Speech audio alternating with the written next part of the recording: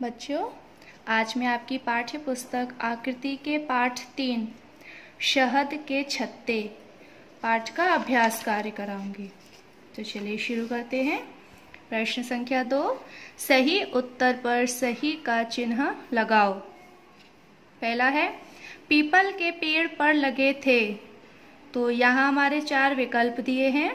पहला है दीमक, फूल, शहद के छत्ते, कुछ नहीं। तो आपने पाठ पढ़ा था ना, पीपल के पेड़ पर क्या लगे थे?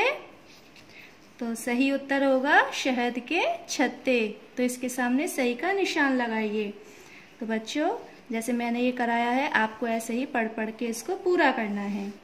आगे है प्रश्न संख्या 3, सही या गलत लिखो। पहला है राहगीर आते जाते छतों पर पत्थर मारते थे। तो छतों पर पत्थर मारते थे राहगीर, तो ये होगा हमारा गलत। पत्थर नहीं मारते थे, बल्कि शहद टपकने का इंतजार करते थे वो। प्रश्न संख्या 4, रिक्त स्थानों की पूर्ति करो। ये हमारे रिक्त स्थान दिए बच्चों, जो हमने पाठ पढ़ा था, तो उसमें से हमें इनकी पूर्ति करनी है रिक्त स्थानों की। तो पहला है शहद तोड़ने में रिक्त स्थान तैयारी कर रहे हैं। तो शहद तोड़ने में कौन तैयारी कर रहे हैं? माहिर। जो शहद तोड़ने में माहिर होते हैं, वो शहद तोड़ने में तैयारी कर रहे हैं। क्योंकि हर कोई शहद नहीं तोड़ सकता, क्योंकि उन पर मधुमक्खी होती है। तो जो शहद तोड़ने वाले होते हैं, उनको पता रहता है कि कैसे शहद तोड़ा जाता है और मधुमक्खियों से कैसे बचा जाता है। तो ऐसे ही आगे के रिक्त स्थान पाठ को पढ़कर आपको स्वयं पूरे करने हैं। आगे है प्रश्न संख्या 5, निम्नलिखित प्रश्नों के उत्तर लिखो। यहाँ हमारे प्रश्न दिए गए हैं, हमें इनके उत्तर लिखने हैं। पहला प्रश्न है बच्चे रोज पत्तों के दोने क्यों बनाकर रखते थे?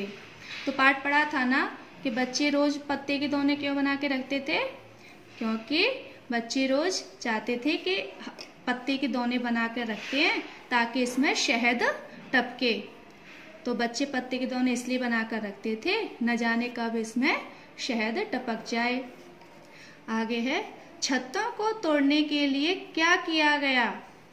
तो जब माहिर छत्ता तोड़ने की तैयारी कर रहे थे, तो उन्होंने क्या क्या किया?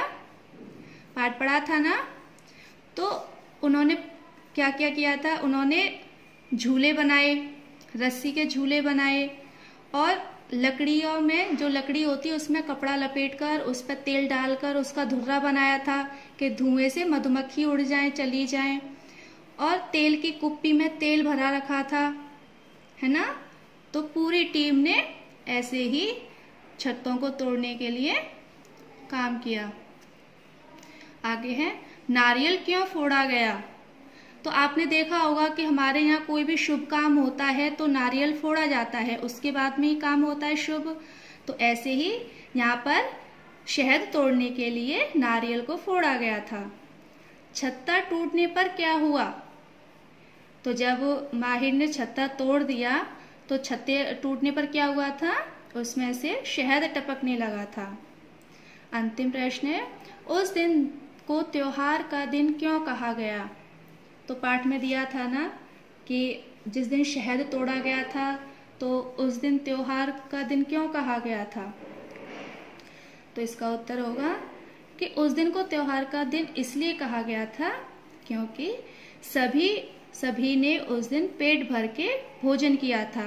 किसी ने शहद पराठे खाए थे, और बहुत सारे लोगों ने शहद इकट्ठा करके भी रखा था।